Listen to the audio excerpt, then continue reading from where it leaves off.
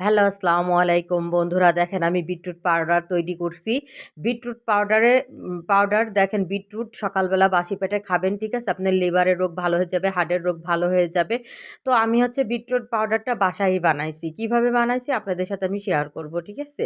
তো এই দেখেন ফাইনালি বিটরুট পাউডারটা আমি হচ্ছে আপনাদের একটু গুলায়ে দেখাই। তারপরে দেখেন বিটরুট পাউডারটা আমি হচ্ছে গোলায় নিচ্ছি, ঠিক আছে? দেখেন এর কালারটা মারাত্মক আসবে, ঠিক আছে? কালারটা দেখেন একটু আরেক চামচ দেয়া লাগবে।